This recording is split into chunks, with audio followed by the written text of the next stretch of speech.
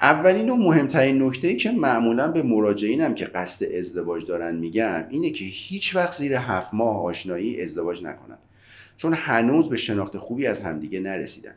اما برای اینکه ببینید آیا با کسی که در حال آشنایی هستید ازدواج خوبی خواهید داشت یا نه، توجه به چند نکته ضروریه که آخری از همه مهمتره.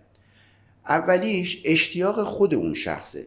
آدم مشتاق جمله هایی مثل اول باید خانوادم رو راضی کنم، هنوز آمادگی ندارم، حالا فعلا پیش بریم ببین چی میشه رو به زبون نمیاره. دومیش حمایتگر بودنه.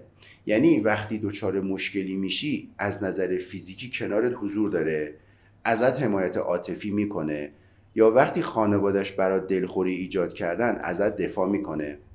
سومی همراه بودن در عرصه‌های مختلفه. یعنی وقتی فکر و ایده‌ای داری یا قصد ادامه تحصیل داری، میخوای سر کار بری یا فعالیتی رو شروع کنی، باد همراهه و تشویقت میکنه، یا مانع تراشی میکنه و با دلایل واهی مثل به درآمد تو احتیاجی نیست و اونجا محیطش زنونه است و اینجا محیطش مردونه است و اینجور چیزها سعی داره منصرفت کنه.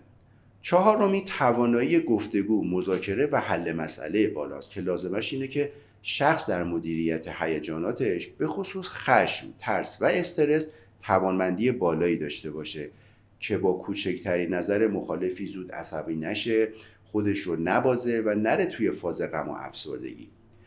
پنجمیش تمایل به تغییره. همیشه تاکید میکنم اونی تغییر میکنه که خودش بخواد، نه اینکه شما بخواید. کسی که مشتاق تغییره به طور خودجوش این کارو میکنه، نه با تلاش بقیه. و ششمی تمایل به آشنا کردن شما با دوستان و خانوادهشه.